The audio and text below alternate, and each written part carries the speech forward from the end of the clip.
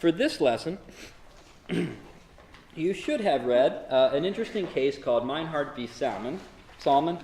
Just a question, show of hands. Who would like me to pronounce it Salmon? Who would like me to say salmon? All right, salmon wins. I will go with salmon this class. All right, that's probably easier too. I just got back from Alaska, so I'm definitely thinking about salmon. So Meinhard v. Salmon is going to be a case that introduces you to some core corporate concepts like risk, fiduciary duties, and the role of law in enforcing these things. Now, there is, right at the outset, something really weird about this case, for those of you who read it. Anyone here who read the case carefully wants to jump in without knowing the question? Okay, so what's the name of this course? Corporations. Corporations. The name of this course is Corporations. What was the business entity that Meinhard and Salmon formed? Wasn't it a partnership? It was a joint venture, which is kind of like a partnership. So, right at the outset, why in the heck is Professor Ornberg blabbing to me about some joint venture that happened 100 years ago in a course called Corporations? Well, by the end of today's lecture, you should be able to answer that, but I can return to that question. But that's something that you might have noticed as you were reading that. All right, to tee this case up, I'm going to tell you a little bit about what we're going to learn from it, okay? And I'm going to present this in sort of a lecture format, because this is probably all new stuff. A lot of this business stuff is about allocating risk. I mean, whenever you engage in a new venture, you're just not sure how it's going to work out. I had a guy who came to me, and he wanted to create this little character that if you stuck on your iPad, it would go into a game. Well, that was a great idea. It was such a great idea that Disney beat him to it and created the Amiibo. Not Amoeba, but anyway, a little statue like that. The amount of money he determined, he abandoned this project. Why did he abandon this project? Well, he was going to have to raise about $8 million to try to execute this plan on a timeline that he thought he could beat Disney. Well, that's a huge risk, right? And that's $8 million. It's a lot of risk. He was risking 2 years of his life in this process. Now, that's a difference, though, right? What's the difference between risking $8 million and risking 2 years? Well, for one thing, we don't all have $8 million. And for another thing, if you have a lot of money, right, you might be able to invest in many things at once, whereas you really only have 1 year to live this year. So we are going to think about how we're going to allocate that risk as we talk about businesses. And there are 2 different kinds of risks. And we'll talk about that more in subsequent slides. But there are risks that you can control and risks that you can't. So, for example, some risks that you can control. Well, you can buy a new car or you can buy an old car. Anyone here have an old car? Does it work all the time? Yeah. Oh, it's probably a Toyota. Anyone have a Jeep? Never worked. Right? Anyone have an old car that doesn't work very well? You understand the concept of an old car, at least, right? My colleagues, my friend down the street, he has an old Subaru. It's a 1998 Subaru Legacy. It has more rust than paint at this point, and it doesn't always turn on. But it was cheap, right? So he got a cheap car, and he doesn't always get to work because sometimes his car doesn't turn on. Now, I went and I purchased a car that was a year out. Still cheaper than a new car, came with a warranty. My car, thankfully, turns on every day, right? And so there are risks you can control. You can spend more on a car which has a higher quality reputation and reduce your risk of your car not turning on. You can also control risks in a business. You can engage in riskier or less risky lines of business. For example, Tide is owned by Procter & Gamble. They can continue investing in Tide. People will probably continue to buy laundry detergent. They could also create entirely new streams of business, like ketchup-flavored crinkle-cut fries. People may or may not like ketchup-flavored crinkle-cut fries, but if they do, they cornered that market. And so how much risk you take in a business can be something you control. Now, there are things we can't control. We can't control the weather, for one thing. And there are certain businesses that are highly dependent on weather. As I mentioned, I just got back from a cruise. I didn't say cruise, but I just got back from Alaska. And by the way, it was awesome. And at some point, I'll probably beleaguer you with pictures of whales and things. But the issue with Alaska is the weather is hugely variable, and you just can't control it. If you run a fishing store in Alaska, you are not in control of the weather. And if the weather is bad and people don't fish, you don't make money. And so there are things you can't control as well. Now, there are ways you can control risk, and so some of you, does anyone here have health insurance? All right. So how does health insurance work? Health insurance basically works that if you get sick, you pay some copay, but there's a maximum that you're going to be liable for, although actually there's some shady stuff going on, but there should be a maximum you're liable for if you go to an in-network doctor. Right? And so you pay a certain amount every month, and then if you happen to get sick, the insurance kicks in. Right? You can get fire insurance, likewise, your business burns down, terrible, sorry that it happened, but at least here's a check to get you back on your feet. Not all is lost. And so the risk of fire is something you can insure against. The risk of health hazards are things you can insure against. There are other things you can't insure for. And you can get rid of some risk by diversifying. How does that work? Well, let's say you're invested, let's say you have $1 million. Lucky you. And you put all of it on Facebook. Right? So what happens? If Facebook stock goes up and doubles, you have $2 million. But what else can happen? Facebook stock can go down to 50%. For any number of reasons, because Facebook's annoying, because it got bad press for hiring 79% men again, or whatever else, and these are all issues that are specific to Facebook. But if you believe that social media is the future, maybe you want to buy stock and invest that $1 million in 20 different companies. It might be Facebook and Pinterest and Instagram and Twitter, and they're not all going, well, maybe they all will have bad business practices, because out in Silicon Valley they seem to have a little trouble with ethical hiring practices, so maybe you also diversify and you get some companies in Denver or something like that. But in general, by investing in a large number of companies, you can reduce your overall risk that any one of them will have some real crazy stuff going on. And the other way that we'll learn about allocating risk is your role in an organization. So, Patrick, I'll use you as an example here, okay? So I want to have, I think that there's a need in Pittsburgh for more lawn care. There's a bunch of really shabby looking lawns out there. I think people want to, so I want to go into business with you and I want to offer lawn care services.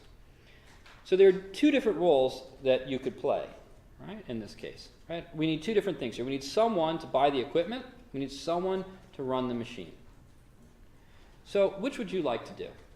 Buy the equipment. You'd like to own the equipment. Okay. And I'm going to then operate. You're going to have me. Have you seen me? Fine. So I'm going to go cut the lawns. I have allergies. This is a terrible idea, Patrick, but fine.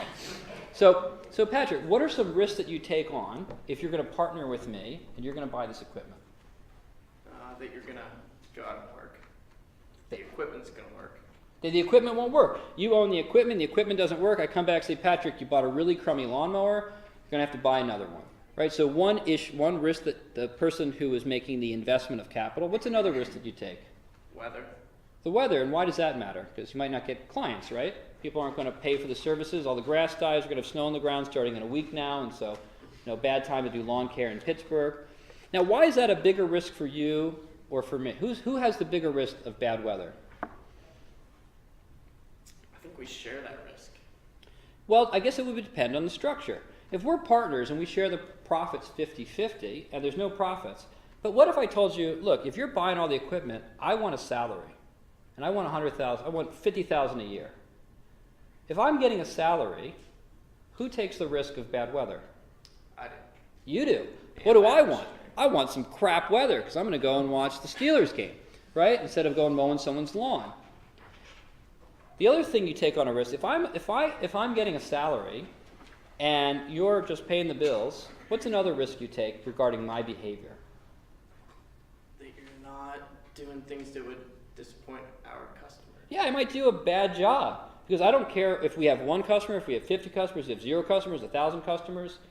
I get $50,000 regardless.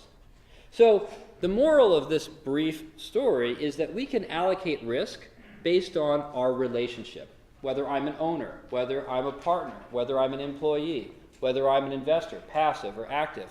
These are ways that businesses can be risk allocation vehicles internally. Right? So we have these external risks. Some are controllable, some are not. And we can diversify from some of them with things like insurance.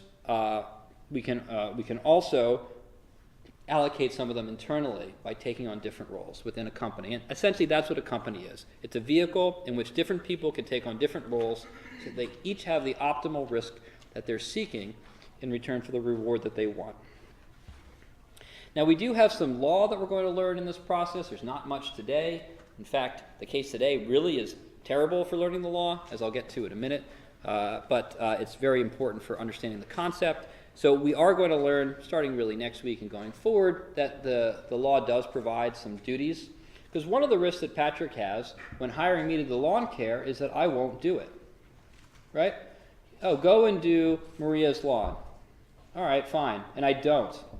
Well, why wouldn't I? Why wouldn't I cut her lawn? Well, maybe because I'd rather have a beer and watch a football game.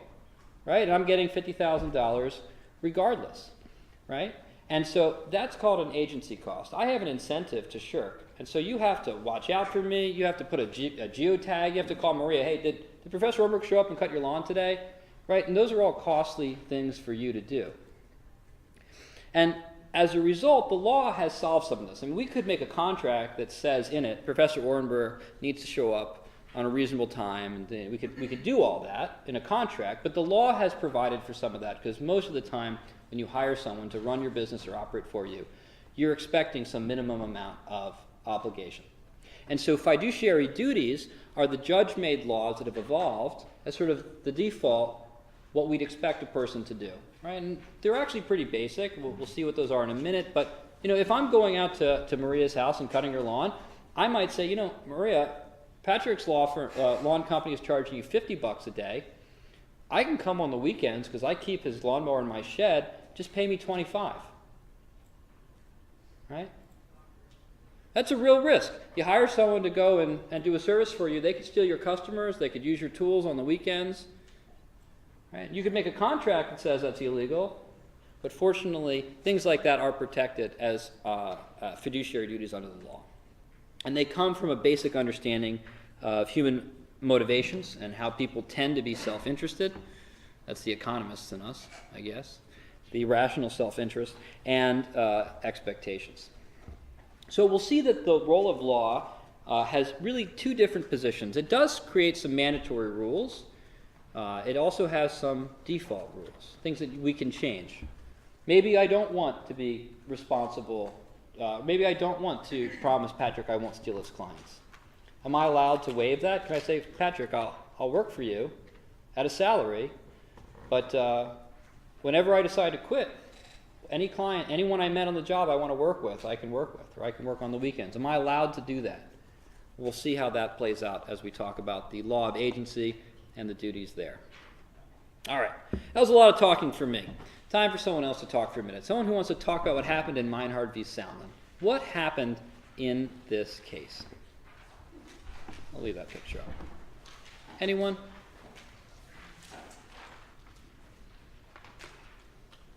So, Danielle, okay. yeah. Walter Salmon leased from Louisa Jerry the Hotel Bristol in New York on Fifth Avenue. And the lease was for 20 years. And then he went into a joint venture with Meinhard, and Meinhard invested $100,000 to turn the hotel into just some shops and offices.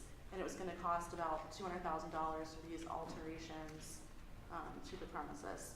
So the lease was for 20 years. By the time the lease was up, Louisa had died and her son took over. Her son's name is Elbridge. And he at first did not want to continue the lease. He wanted to just sell the whole block, he had a lot more property, and just do a mass demolition and build new things. But he couldn't get that to work out, so he goes to Salmon and offers Salmon all of this property that he wants to get rid of. And Salmon goes into a private deal with Jerry to buy those at the expiration of the 20-year lease.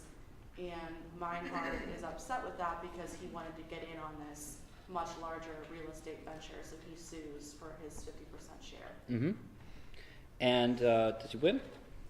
He does. He does win, right? Also important to remember to get the holding there. So let's talk in a little more detail there. Thank you for those overall facts, right? So then, who were these parties? You said there was Meinhard and Salmon, and they got into a joint venture. What were their roles in that venture?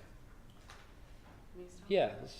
So Walter Salmon was, I guess, the agent, and he was the one responsible for leasing the property, getting tenants, maintaining the buildings, and Meinhard was the investor.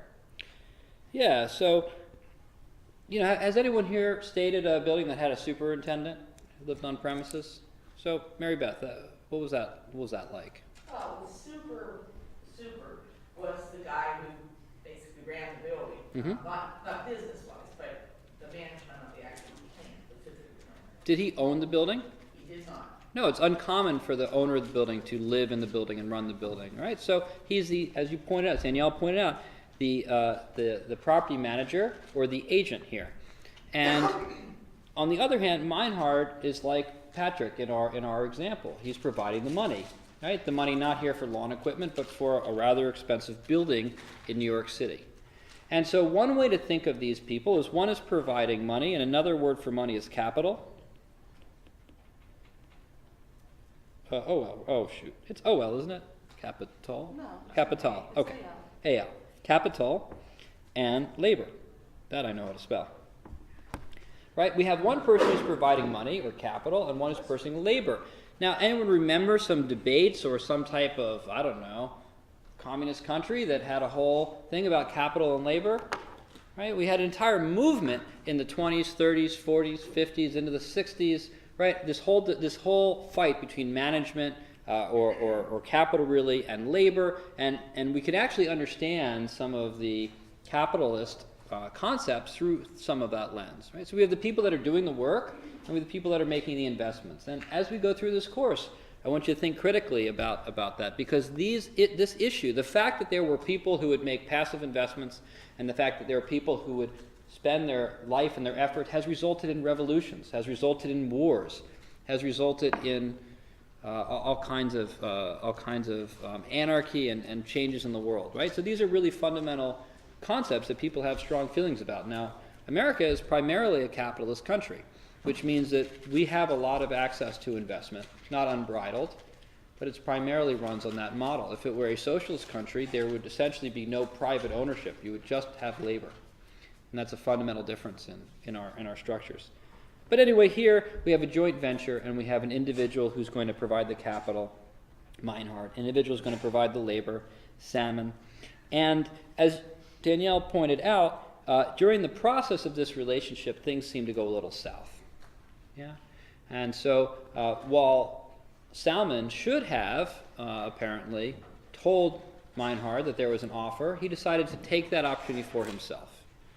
Someone came to him and said, by the way, it's a lovely building you're managing. I would like to, do a larger deal involving that building and many others. Are you interested? And he said, yes, I am.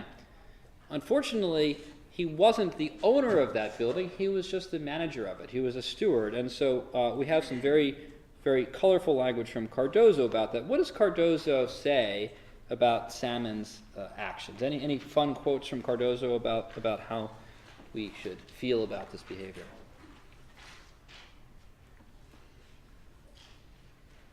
Well, first off, he calls them co-adventurers. Co-adventurers. Right? And so he says that first off, these people are co-adventurers, and so they have a duty to each other akin to the duties partners would have for each other. And the duties partners have for each other, we're going to extrapolate into our corporate world as well. But he says that, okay, it was a joint venture. Some joint ventures have less or more responsibility, but we're going to equate this joint venture to a partnership and call them co-adventurers.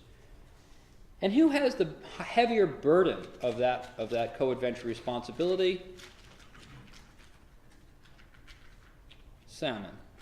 Why does Cardozo say Salmon has the heavier weight? Why should the manager have a higher obligation? Give it, yeah. I thought I said it in the rest of your question. I mean, I wasn't, what I'm saying. I was just going to say because he's doing all the labor, he's managing it, he just has an investor. But if he's doing all the work, like maybe we could think of it the other way. Since he's doing all the work, shouldn't he get all the benefit? I mean, he's doing all the work, so why should he have any responsibilities other than doing the work? Yeah, Tyler. It's like he's the only one that would know what's happening with the property. They could never know that the investor's there. It could just be one of the silent partners. So when you see the building, you see Salmon. You don't see the other guy. You see Salmon, right? When you see the building, you see Salmon. And exactly right. So what we have here, I'm going to use an economic term, we have something called an information asymmetry. Right? One party has more information than the other by the structure of their relationship. There's an information asymmetry favoring Salmon. He's on the ground. A person wants to buy the building, Salmon hears about it. Prices next door go up, go down, Salmon knows about it. Meinhard is off in his bungalow somewhere, or whatever he's doing, investing his money in other projects. He's not present. And so, because of this asymmetry, it might make sense that Meinhard has expectations of Salmon to be forthcoming, right? To be honest. Cardozo actually makes the statement, which is not, he makes a couple statements here which are not technically, let's say, true. Those of you who had me in contracts know I like to pick on Cardozo because he likes to use really, really fancy words, and sometimes they're actually wrong, but they sound pretty, and so, it's kind of a fun one to pick on, and there's a couple things in here too, but I'll get to the reason why I think this is still an important case to teach. According to Cardozo, he says the standard of this obligation has to be applied with uncompromising rigidity. We'll see as we learn the actual corporate law, there is some flexibility here. We'll learn about mandatory rules versus default rules. But he does say that there is this duty, and he has a very famous quote. Anyone want to guess? My next slide here was the famous quote where Cardozo defined this duty. Cardozo says that this partnership duty, especially from Salmon to Meinhard, especially from the labor to the capital, especially from the agent to the principal, especially from the worker to the investor, is a duty not of honesty alone, but the punctilio of an honor the most sensitive. That is the standard of behavior. So let's let those words sort of sink in. I'll come back to the fact that they're actually not true, but they're still meaningful and valuable. But these are pretty powerful words. In fact, they're so powerful that one of my favorite law professors, Professor Bainbridge, compared this rhetoric to the story of the Good Samaritan. Seriously. Anyone here know the story of the Good Samaritan? Anyone know their Bible stories? Know Luke 10:25-37? Someone has to know this. You can tell it. I'll tell the story. Okay, fine. There's a lawyer talking to Jesus, which is always a good start to a joke, but this is... And the lawyer is saying, how do I gain eternal life? And Jesus, he says to Jesus, actually, love the Lord your God with all your heart and all your soul and all your strength and all your mind, and love your neighbor as well. And Jesus says, basically, yeah, that's correct, right? You pass the Socratic dialogue. Okay, good. Right, that's the answer to eternal life. And then the story continues and talks about several ostensibly good men who see an injured person by the side of the road and walk by, but the Samaritan picks him up, takes him home, bandages him, takes care of him. And that's the definition of a neighbor, someone who is going out of their way. And what this article actually suggested, and I've got an extra copy here for those of you who are interested in this sort of thing, is Cardozo's punctilio of honor. Is this the same sort of self-effacing, self-neglect for the sake of another that was posited here? And again, I didn't write the article. I thought it very interesting, but there was enough in this article to suggest that. And take a look at the language here. Tell me, and I think there's a good argument for Cardozo really, really overstating the obligation of one partner to another, especially the manager to the investor. And it's related to the concept of agape. Agape is God's love. It's a particular kind of love. It's contrasted with phileo. Phileo is like friendship, right? It's sort of love for another, but it's sort of, if you will, a more selfish sort of love. Like, I love you because I enjoy spending time with you. Whereas agape is sort of, I love you and I would do anything for you, even at the extinguishing of my own self. Right? So these are sort of two different views, and the theologists never said that agape is a willingness to let the self be destroyed rather than let the other cease to be. It is the commitment of the self by self-binding will to make the other great. And my interests are completely unimportant, even my own life, for the sake of yours. Cardozo seems to be saying something almost at that extreme level.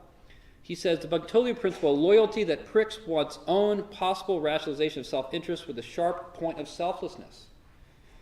Cardozo seems to be suggesting that the partner, that Salmon in this case, has this obligation to completely bury his own interest for the sake of the partnership. So just kind of interestingly, did he intend this metaphor? Well, probably not. He was a Jew, not a Christian, and not a particularly active Jew. He was a Sephardic Jew, so he was not even exposed necessarily in his upbringing to as many Christian virtues as Ashkenazi or Western Jews. Sephardic Jews are from Spain and North Africa, Morocco, and so they tend to live among Arab countries. That he probably would not have heard this parable in his upbringing. He also apparently stopped attending services after his bar mitzvah, which is pretty common, although he did have some exposure to theology and philosophy, so he probably did not intend to make such an extreme metaphor. But why did he say it then? Why say such bold things that sound almost like the duty to efface oneself for the sake of one partner? Well, I use this as the opening bid on this year-long course because I want us to remember that much of corporate law is about right and wrong. It may seem like these are boring stories about financials, what have you, but these topics about fraud, about partnership, about loyalty, about truth, about honor, about self-effacement are really about right and wrong, about good and bad. And I think that corporate law, at its best, aspires to have these sort of standards, aspires to have this agape. Now, of course, as we'll see in just a minute, this concept does not really fit with what courts do, right? Courts do not judge what's in the heart, they judge what's in the action. Well, maybe criminal if they do something terrible, like if you have a bad part, mens rea, that sort of thing as well. But in the corporate context, we're really not so concerned, and we don't really have the tools to see into men's hearts and men's souls. The law, and Cardozo again here, was not really speaking about the law. The law really only requires some minimum standards of conduct to avoid liability. So what was Cardozo saying? Cardozo was saying that there is more to corporate law than meeting a minimum standard. And that something more was maybe like being the Good Samaritan, was focusing on the needs of the partnership, the needs of the other. Now, how do I know this? Well, I know that Cardozo didn't really mean what he said, because he also was a drafter of the Uniform Partnership Act. So when he actually sat down to write black letter law, right, in a uniform act, I can see into his mind. What he said in his comment, a partner as such is not a trustee. Not even a trustee. Forget Good Samaritan. Forget self-effacing, self-denying love. Not even a trustee. A partner's rights as an owner are balanced against his duties as an agent and a fiduciary. So as I mentioned, we'll see that Meinhard and Salmon is not here to teach you the law. It's here to give you some sensitivity about what corporate law is trying to accomplish. And as Bainbridge continues, why is this standard unsuitable? Right? Why do we not have a legal standard? I mean, there are some advantages, right? We could say that anyone in a business relationship must put the needs of the business before the needs of themselves, even to the ends of the earth, even to the ends of the person. Right? I have to go and work for Patrick even though I have allergies when I cut the lawn, right? And there's nothing of myself that I can take from the partnership. Why is that not the standard? Well, there have been a couple theories, and again, these are words, but I think they have meaning. One is a theologist, David McCluskey, a Catholic theologian, said that we don't live in this age, right? Not in corporate, not in our personal lives. This age is one of mere iron, or aluminum, or plastic, not pagan gold or Christian silver. And maybe Dr. Martin Luther King said it even better.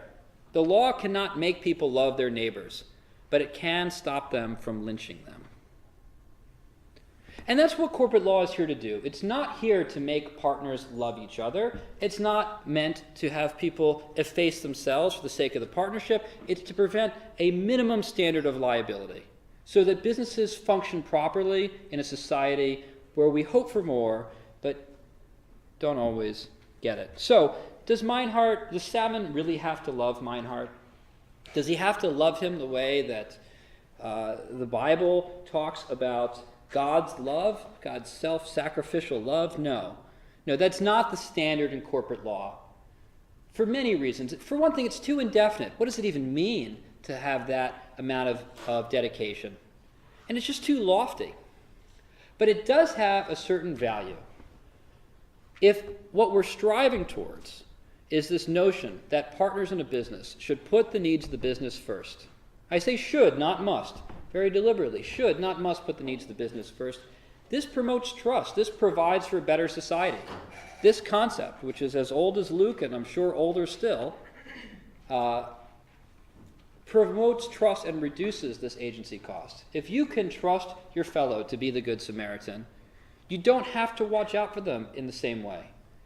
But that's fundamentally different than the law coming in and saying, if you don't always put the needs of the business before all of your own needs, you're liable for damages.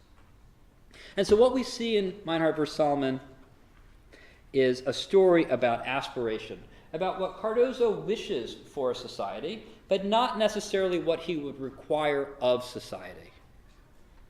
He doesn't even require filio. He doesn't require partners even necessarily like each other, just that they fulfill some minimum standard, despite what the language says. We will see what that minimum standard is.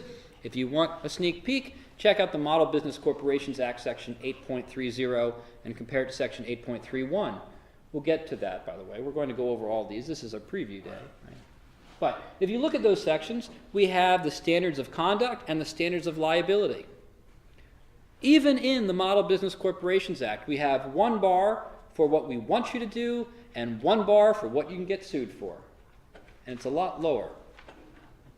Why? Because the more that we can trust people in society, the more we reduce these agency costs, the less risk we have.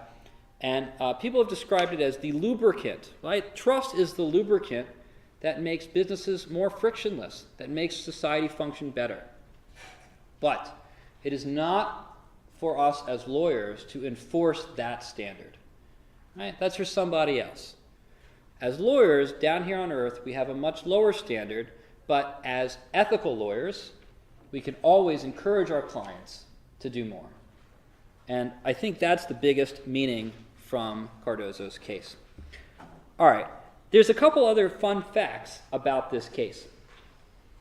So, as a result of this case, the partners got a 50-50 share in the upcoming project, right? Meinhard should be delighted. Meinhard should be delighted that he got half of this business deal. He won the case. But in an odd twist, it was actually Salmon who, every year, on the anniversary of this case, would send a beautiful bouquet of flowers to Justice Cardozo. Isn't it odd for the loser in a case to send flowers to the judge who wrote the opinion each and every year? Why? Why would the loser in this case send flowers to Judge Cardozo? You know? Yes. Because he would have lost all the money. He would have lost millions. It turned out to be a terrible investment. And now it was borne equally by these partners. So there was a little twist in that. All right. So let's recap a little bit about what we learned here. And let's, again, focus on what is the law we would take away from today. Managers owe more duties to investors than the other way around. And for good reason. As Tyler pointed out, the manager is on the front lines and has the ability to steal from the company in a way the investor doesn't. I mean, Patrick, you own all these lawnmowers. If you want to use the lawnmower on Saturday, go for it. If you break the lawnmower while you're using it on Saturday, you have to buy another one. That's your problem. But if I'm using his lawnmower on Saturday and I break it and he has to pay for it, well, that's his problem again. And so if I'm entrusted with the equipment, if I'm entrusted with the building, I have a higher duty, according to the law, because I am an agent. I am Patrick's agent in this lawn business. Salmon was Meinhard's agent. And so the duties primarily flow up to the investor, up to the capitalist, up to the money.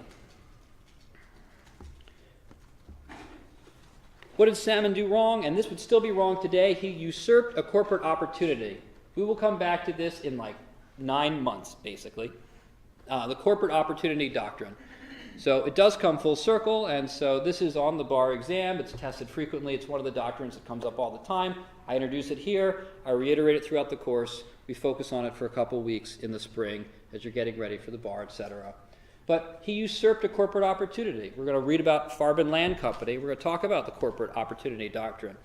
Right? And that violated his duty as an agent. He took advantage of his position. Now, Cardozo did it in a very broad brush, right, and these huge obligations, and found it easy to find liability. But in fact, this one would have been a clear case even under today's standards, because he took an opportunity that was for the corporation, he took it for himself. Again, today's the preview day. We do spend a little over a week and a half on the corporate opportunity doctrine, so I don't expect you to fully get all the details here. But I want you to get away from this that the agent, the worker, the manager, the guy down here, or girl, or woman, or anything, right? The person who is the agent owes some responsibilities to the manager, including to disclose any potential corporate opportunities, because those are opportunities of the business, and you are an agent of the business. You have obligations to it. Did I see a question? Yeah. It doesn't, so, I mean, I agree with the dissent. There was a time limit put on his, they pretty much had a contract, and at the end of the 20 years, how could you say he would usurp Meinhard from any opportunity when at the end of the 20 years there was never going to be an opportunity for him, for Meinhard, period? So what Joe's pointing out, whoever read closely, was that the joint venture, unlike a corporations have, I wouldn't say a term, what's the term I'm looking for? They don't have an end date, right? They can exist perpetually. Whereas this joint venture was supposed to last how long? It had a clear end date, right? And this deal was to take place after that deal ended. And the dissent makes the point that because this was over a specified time, Salmon can do whatever he wants in that future period. Well, that's an interesting distinction, and the dissent makes that point. And Joe, you seem like you tend to agree with the dissent here in that that period ended. But on the other hand, just to point out sort of the flip side to that, if in fact this productive possibility came to the attention of the joint venture, couldn't it have been extended? They could have potentially negotiated for it. I mean, because he had, what's his name, Elbridge, he retained the reversion, so he owned the property. But it was a question of whether or not the joint venture would continue the lease. And I think the reason why Cardozo is right in his decision, although I think wrong in some of his pronouncements, is that the time when Salmon learned of a corporate opportunity or a joint venture opportunity, he had a duty to disclose that. He deliberately hid it. If it were a corporation, it would be very clear. The fact that that opportunity pertained to a time period immediately subsequent to the end of the joint venture is, I think, a factor. But I tend to agree with Cardozo here that they could have extended the joint venture. The joint venture could have continued its lease into that period. And again, I think here's the fundamental distinction. Salmon only got wind of it because of his role in this joint venture. I think that's fundamentally why Cardozo was right. He did not take this job in order to get access to insider deals. He took this job to get paid as a manager and to make profits off of this hotel doing well. In the process, he had to give something up. He had to give up some of his ability to operate as a free agent. There was some amount of self-effacement that is required by this relationship, and he didn't fulfill that level. But as you point out, there's a dissent in this case, and I think there are good grounds for that. Yes, Daniel. Would it have been a different sort of outcome if the property that was the expansion was not actually an expansion, it's just somewhere completely different in the city unrelated to Great. this property? I think if it were completely unrelated, somewhere different, it would have been fine. It would not have been a corporate opportunity. And it's a question of where you draw those lines, very fact specific, but I think the joint venture, at that point, it didn't pertain to that area. Let's say it was in Philadelphia instead of New York, right? I mean, you draw some reasonable geographic boundaries. We're going to learn a little more deeply about the corporate opportunity doctrine but it has to be within the quotas, within the line of the scope or the expectancy of the business. Right? And we have a classic example. The classic example, a sneak preview for way from now, is Guth v. Loft. A guy named I forget actually who was who, because I hadn't reviewed the case for this class. Anyway, a guy owns a candy store. The candy store was getting soda from Coca-Cola. Was getting soda from Pepsi, rather.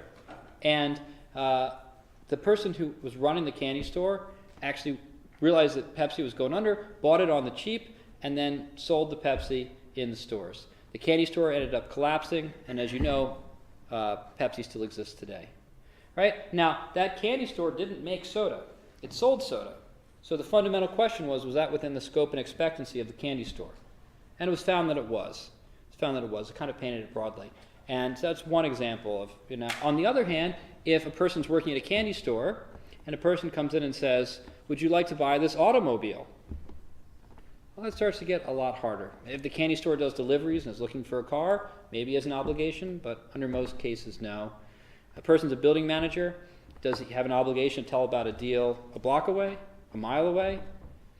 It's a matter for a jury, but for the most part, as you get further from that line of expectancy, that scope and expectancy of the business, the lower the likelihood you're violating. However, as a practice pointer, disclose it. Disclose it. I mean, why not? The other thing, too, is why didn't Salmon tell Meinhard? The backstory of that is he was ticked at him because they got in some debate about some travel arrangements or something. There's even some speculation they were having a lover's quarrel, which is kind of a little risque. So there's a lot to this case here. And so maybe he was really trying to do wrong by him. So he got this business opportunity. He should have disclosed it. He didn't. He usurped the corporate opportunity. Joe. I'm sorry, on top of that, so that's what Cardozo thinks, but he also said, we have no thought to hold that Salmon was guilty of conscious purposefully defraud. So on one hand, he's saying he should have told him because they were business partners at the time, he should be, that should be an option available to Meinhard. But then at the same time, he's saying, but Salmon didn't really do anything fraudulent, Mm-hmm. So which is it? Like, it sounds like Well, Cardozo doesn't even really I think what he's saying is you don't need fraud to violate the law. You can violate your obligation as an agent even without committing fraud, simply by negligence, for example. And we'll see this a little bit more. There are only a couple areas where we're going to have an obligation of knowledge or intentionality. It's referred to as scienter in securities law, and so securities fraud, for example, has this knowledge requirement. But in general, you can violate corporate law simply by not fulfilling your duty. And why do we do that? Because then we don't have the burden of proof on the harmed party to show another party's mindset. So I think what Cardozo is doing is actually making it easier to find liability for Salmon. Why liability for Salmon? Because it would be very hard for Meinhard to prove that Salmon did it intentionally. And it's not necessary to prove that in order to win this case, because fundamentally he took the opportunity. It doesn't matter why he did it, whether it was negligence, stupidity, carelessness, malice, because it's not incumbent on Meinhard to prove that. This is showing how important the duty of agents is. This fiduciary duty is so important, we're going to make it easier to prove by not having this knowledge requirement. We have that requirement in some other areas. We don't have it here. Question? No? Okay. All right. So why do we have these fiduciary duties? If we didn't have a duty like this, under the law, parties would have to basically spell it out every single time. So this is a default rule. This is a state of the world most people are usually happy with. If Patrick is saying, hey, I just want to have some guy do lawn cutting for me, you probably don't want to spend the hundreds of hours thinking about all of the things that they can do to screw you over, writing them in a 70-page contract. I mean, think about that, right? I mean, you hire someone to go pick apples. Do you want to sit down and have a whole 30-page contract about all the things they can't do with the apples, or should it be enough that they're employees, they can't take the apples home? They have to put them in the truck, right? These sort of things are default rules because they're what most parties would expect, and so they save these bargaining costs. Otherwise, we'd have to have the time and expense of everyone reading extremely long contracts. But there are some things we expect in the law, and so these default rules provide for that. And it provides potentially for more fair results when in the default case. All right, so let's talk more about these risks. I use a couple terms. We're doing a lot of new vocabulary today. So when I talk about risk, I talk about controllable and uncontrollable risks. I have some synonyms for that. Controllable risks are ones that are idiosyncratic or unique, and so you could avoid them, right? If you have a particular business model that has particular risks to it, you can avoid it by changing your business model, or you could change it by investing in several other firms. The general differences on the left side, I guess my right, your left, on the left side of this column are risks that you can avoid. And on the right side are risks you can't avoid, right? So risks that you can't avoid, flash flood, global warming. Those are things you can't avoid. Well, you could avoid a flash flood, I guess, by putting your company in Indiana, but you understand that in general, if you're a coastal, if you have an operation in New York, you have certain risks there. But there are idiosyncratic risks. I mean, if you were an investor in ride-sharing services, you have many choices. You could invest in Safer and Uber and Lyft. Well, it turned out that Uber had a pretty big risk because its CEO was what we call an a-hole, right? And he did some really, really outrageous things. And Travis Kalanick himself was a risk. But an idiosyncratic risk, how do you avoid the Travis Kalanick risk? You invest in 40 companies, and knock wood, not all the CEOs are a-holes, right? And so that particular risk is something you can diversify away from as an investor by investing in multiple projects. And in general, the more companies you invest in, and this is considered the portfolio theory, which was advanced really at University of Chicago School of Economics. The concept here is that the more companies you invest in, the more you reduce those controllable risks or unsystematic risks. Why? Well, as I mentioned, if you invest in one company, your a-hole CEO risk is pretty high. But the chance of that risk being true of all 50 companies in a sector, less. Right? Your risk of a tsunami if you invest in a company which is well, I actually don't know where tsunamis hit in Japan, but yeah, sure. There are probably cities in Japan that are the one that had the terrible nuclear issue there, right? I mean, coastal cities in Japan have huge tsunami risk. They're right on the rim of fire. There's lots of earthquakes. They create lots of tsunamis. You can diversify that risk by investing not just in Fuji cameras, but invest in are they all in Japan actually? I just went camera shopping. They actually are mostly Japanese. Anyway, I think you understand the point, which is that if you have a risk that is occurring in a certain area, you can diversify away from that by investing in companies across the country. If you have a risk that the CEO is old or an a-hole or stupid, right, you can also diversify away from this by investing in many, many companies. And generally, the number recommended is something like 20. Of course, this changes. But as you can see from this chart, you don't get rid of some of those systemic risks. If you invest in rideshare companies, right, you don't have to just invest in Travis's company, not his company anymore, although he still has a ton of the stock. If you invest in rideshare companies, you run the risk that the state of New York will say, no more ride sharing. Right? That's a risk that you can't diversify away from in that sector. Now, you can diversify away by investing in mining companies. Right? And so when you talk about having a balanced portfolio, a diversified portfolio, it's about having several companies in many different sectors, and as a result, people stop buying tanzanite. Okay, your mining companies do worse, but you probably also have companies that mine gold, and that might be up, and you have companies that do ride sharing, and that's not affected by tanzanite or gold. And you have companies that make semiconductors and what have you, and if you have that overall portfolio, you have reduced your risk to the extent you possibly can. And when you are planning a business and when you're thinking about how these businesses are structured, a lot of this is about risk allocation. And as the discussion with Patrick and me unveiled, we could have different choices here. We could be 50-50 partners. Now, Patrick might like that better because if we're 50-50 partners, I'm probably not going to steal the business. I'm probably not going to break the equipment. But I might not like it very much. In fact, he also might not like it very much to be 50-50 because he paid for all the equipment. Or I might not think it's fair because it's not very expensive equipment. It's a lot of work to get out there and actually do the cutting. Or you've only made one investment, whereas I'm making my investment over time. So that may not be a comfortable structure, but it does avoid some of the agency risks.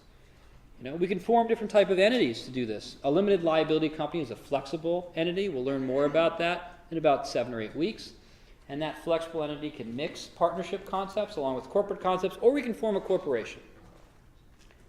And that's where we're going to be focusing on. In a corporation, we have very clear roles. In a corporation, you have people who own it. Those are the shareholders, the investors, the capitalists, and you have people that work for it. That's your management. That's your employees, right? And they're all paid at least some salary. Now, we're going to see that that's not always as black and white as I just stated. For example, you could be paid in stock options, or you can get a bonus based on performance. There are ways to align incentives with employees. But a corporation in general is going to separate ownership and control. Some people will own the company, they'll buy the stuff, they'll buy the equipment. Other people are going to run it. And in this type of situation, the people that run it have an obligation, a fiduciary duty, an agency duty to the owners. And people might choose to be in one of these two roles based on their risk preference. So if I'm someone who likes taking risks, I might put a lot of my money up in new ventures. If I'm someone who doesn't like taking risks, I might become a law professor and have year-long contracts at a set salary. My job, quite frankly, is less risky than being a partner at a law firm, right? If you're a partner at a law firm, you make what you earn, right? You go out there, you get some business, you get a big client, you win a case. I mean, the riskiest is contingency litigation. Anyone here interested in plaintiff's contingency litigation? Right? You go out there, you make $0. I don't get paid until I win for you, right? That's really risky. That's on the riskiest side of the spectrum. The people that go into that work are fundamentally different than me, right? They have a different risk preference. I get my schedule a year in advance. I get paid not much, but I get paid regularly, on time, every 2 weeks. Doesn't matter how many students I teach, whatever, you're entering scores, anything, right? So that's a really different risk profile. And somewhere in the riddle is, and so there's some math about that, and I mentioned there wouldn't be much math, but you do need to memorize these charts and understand them fully. Okay. No, you obviously don't need to know that. You're probably chart averse as well as risk averse. Most lawyers tend to be on the risk averse side, and actually, I do joke, I would actually consider myself fairly risk seeking for a lawyer, and you need to be an entrepreneurial lawyer, because you need to be comfortable with ambiguity in the line of work that I do. My clients are not looking for the 99.99% accurate answer. They can't afford that. They want the 85% accurate answer. And I need to be comfortable giving them an answer with an hour and a half of research so they can go and do something with it. There are a lot of you that will not like that type of work. You would like to give the right answer. And sometimes you need to be prepared to give a quick answer. You need to accept the risk. As an attorney, of maybe a 15% chance of being wrong. I mean, somebody in the legal department told Uber it was totally fine to operate in Austin, and they turned out to be wrong. Right? They predicted that the Austin legislature would be fine with ride sharing, but nope, no Uber in Austin. That was a failed business plan. And as a lawyer for that type of company, you need to be prepared. You need to be prepared to take on that risk. And the amount of risk a person is willing to take on is actually in some ways correlated with their amount of money. How do I mean that? Picture a stack of bills, right? You have in your hand a stack of $100 bills. And I offer you, I'm going to flip a coin, don't have a coin, you picture a coin, right? My fake coin here, so I definitely can tell if it's heads or tails. I tell you, I'll give you double or nothing on that top $100. You want to take that bet? Sure. Yeah, you've got $100 bills, why not try for it? All right, I'm going to change this to, so you have $100 bills, you're willing to risk $100, and what was the end? Yeah, sure, I'll take that on a coin flip. I got 99 left. If I lose this one, I could win $100. I'll go and spend it at the mall. Does anyone still go to the mall? Anyway, spend it on Amazon. Now, change that story. You now have $1 to your name. That's not enough money to even matter, right? It's like, what are you going to do with $1? You have $100. That's all you have left for the rest of the month, right? That's all you have left, right? And you're going to use that. You're going to stretch that $100 to try to make sure you eat enough ramen noodles to get through until your next payday. And I come along and I say, double or nothing on $100? Who here wants to take that deal? Paul. Of course. All right. So there are some who are still risk-seeking. But here, the upside, you double your money. The downside, you end up with nothing. You starve to death and die. Most people are not willing to take that risk. They're much more willing to take the risk with their $100th. So there is a correlation between risk aversion and wealth. The more wealth you have, the more willing you are to risk some of it. And so risking $1 million is very different if you have $1.01 million and if you have $1 billion. You might make a very different choice on your investments. And corporations can make similar choices too. They decide how much risk to take on. That's how the wheel was invented, by the way, right? They got around, they kind of came up with a wheel, and before they patented and marketed it, they wanted to have an environmental risk impact, warranty, recall bulletins. They didn't want to get sued for their wheel. This cartoon is meant to be funny. I didn't hear a lot of chuckles. It's only slightly funny, but it actually provides an important story. There is an important inverse correlation between innovation and risk aversion. I mean, if our ancient ancestors were risk averse and did want to do an environmental impact study before designing the wheel, we probably wouldn't have a wheel. And so there is some trade-off. There is some amount of risk that is necessary for business, and luckily there are some ways to handle it. Some of those ways that we've talked about, insurance, right? You can pay a certain amount a month so that the risk of fire is mitigated. The risk of health problems are mitigated. You can diversify it if you are an investor. It's much harder to diversify if you are labor. If you are labor, how do you diversify your hours? There are hours. Your hour doesn't really divide as easily. You can internally allocate that risk, right? So Patrick will take on the risk of profits or losses, and I'm going to get my salary. Or maybe I'll get a small salary and 20% of the profits, or some other kind, or I'll get a bonus for every house that I do. We can allocate that risk internally. I don't think you're hired. No, I'm definitely not the one you want for lawn care. That's fine. I'm okay with that. And externalizing the risks, right? And also, what I mean by that is, and this is going to come up over the next couple of weeks. So there's a big concept, and I'm going to present it in a very short way, which is a corporation has a feature called limited liability. When you invest in Microsoft, and you go and buy Microsoft, you risk losing that investment. You know, your stock could go to zero, although it probably won't for a big company, or Apple. But if Microsoft gets sued for, I don't know, stealing Apple's ideas, could happen to Samsung, and they get hit with a $10 billion settlement, right? Which could happen. You don't have to come out of pocket for that. The stock could go to zero, and sometimes that means that there isn't enough money left over to pay the debts of a corporation. Sometimes corporations commit environmental catastrophes that far exceed the amount of money they have to pay for it, and they are never able to make good on that. Society ends up bearing the risk, and that's called externalization. That's one of the most contentious features about corporations. It's also the reason people invest in them, because, I don't know about you, but I wouldn't invest in Microsoft if by contributing $500, I was now liable for a $20 billion lawsuit. That limited liability is fundamentally necessary for investment, but it's also hugely problematic for society. It's a theme we're going to return to over the next couple of weeks. One of those risks, as I mentioned, is something called agency cost. Agency cost is that the agent won't work hard, or will steal, or will shirk, and I like to refer to this as the be watcher problem. All right, so what's the be watcher problem? Well, I have to tell you a little story from a man named Dr. Seuss, who really understood agency costs at a fundamental level. Oh, the jobs people work at. Out west near Watch, there's a watcher, bee watcher. His job is to watch.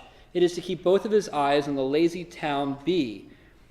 A bee that is watched will work harder, you see. So he watched and he watched, but in spite of his watch, the bee didn't work any harder, not watch.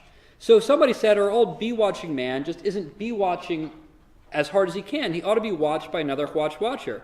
The thing we need is a bee watcher. Well, the bee watcher watched the bee watcher. He didn't watch so well, so another watcher had to come in as a watcher. And now all the watchers who live in watch are watching on watching the watchers watching the bee. You're lucky you're not a watcher. You're lucky you see. Okay, what's going on in this picture, right? First off, it's very, very hard to monitor your employees. You have to hire someone to do it. You want to make sure I'm going and doing the job, you've got to actually put a geotag and check on that. So you might hire someone to monitor your employees. Well, you got to monitor them, and so on and so on and so forth. And if you can't really trust anybody, which hopefully you can because of both agency law and those higher principles we discussed, if you can't, though, you end up with this endless line of cost where every step of the way is just another watcher. And of course, that's absurd to an extent, but it's also a risk when you have employees. How do you know they're working hard enough? How do you prevent them from shirking? It costs money to do that, right? And so you may want to incentivize them in other ways. And you can incentivize them by for example, you can put some of the risk onto them, right? Maybe Patrick, I still want to work with you here. How about instead of a salary, okay, hear me out, just pay me, some minimal amount that I can basically survive off ramen noodles, but for every job I do, I get 20%. Right? So that incentivizes me to go out. That's enough money for me to care, for me to go out and try to get some work, right? And so there are other ways to do it. Or, maybe at the end of the year I get a percentage of how much profits we made, sharing some of those profits with me. Or I get some ownership in the residuals, so I'm going to care about keeping the equipment in good shape. You could potentially incentivize me. And so we can make business choices to do that. Right? We could have an employee-employer relationship. Right? And Meinhard and Salmon could have done that. Meinhard could have simply said to Salmon, you're going to work for me, I'm going to pay you $100,000 a year. So what's wrong with that? Why didn't they do that? Well, maybe Salmon didn't want $100,000 a year. Maybe he wanted the prospect of making $1 million, right? And he wouldn't have done it for that amount of money. Meinhard could have lent the money to Salmon. There's another type of relationship, right? And that has its own certain risk. What's wrong with that? Well, when you lend money to someone, you charge them interest. Anyone here ever taken out a loan? You pay interest. Everyone here is taking out a loan. Yeah. Yeah, or a car loan, a home loan, right? And you pay interest. Well, fortunately for all of us who are paying the interest and not receiving it, there is a limit to how much interest you can charge. Right? There are laws called usury. Right? There's only so much interest you can charge, and only so much interest someone can afford to pay without going bankrupt. So there's only so much you can make off of that relationship. And so maybe in that case, Meinhard didn't want 12% or 15%. He wanted a shot at 10,000%, and he was willing to risk getting 0. And finally, the one they chose, joint ownership. All right, we have 2 minutes left, so it's time to recap today's first lesson. So what did we learn today? Some business risks can be avoided, and others can't. Some risks can be reduced and can't be avoided. There are many different devices to do that, whether insurance, diversification, internal allocation, and fundamentally externalizing those risks. Corporations externalize risks on society, which creates really a lot of tension that we're going to deal with. Business risk can be quantified. We didn't really do that because you guys told me you love math, so I apologize for skipping that section. But there are some easy ways to quantify that. It's actually fairly simple. You multiply the probability of something happening times the cost of it happening. You can come up with some scenarios. So we can evaluate and estimate risk. And different parties might take riskier or less risky positions depending on where they are in life, depending on their preferences. Wealthy parties tend to be more risk-seeking than less wealthy parties, simply because risking that 100th $100 bill is actually less risky than risking your only $100 bill. And we can then adapt different business structures. So if you have $100 bills, you might go and buy some equipment. If you only have $100 bill, maybe you'd like to get a salary and work as an employee. And so corporations provide a vehicle where people can allocate that risk internally depending on their preferences. So fiduciary duties, like Cardozo mentioned, are going to fill the gaps in that relationship so that when you hire someone to work for you or you engage them on a project, there are some minimum expectations. Now, as Cardozo mentioned, there are higher obligations, I shouldn't call them obligations, but something higher that he would like to see people strive for. But as we discussed, that's beyond the scope of what the law actually requires. Partners do have, however, a duty to share information about opportunities that relate to their venture. And we will study that in some depth with the corporate opportunity doctrine and the duty of loyalty. And I guess, just remember that Cardozo's famous opinion in Meinhard, I hope I've convinced you, is really teaching us morality, business morality and ethics. It's not really about the law, at least not what the law is, and maybe not even what the law should be, but really some higher principles that we might think about as we think about how corporations function in society. So with that, I will see you next week, and have a great rest of your week.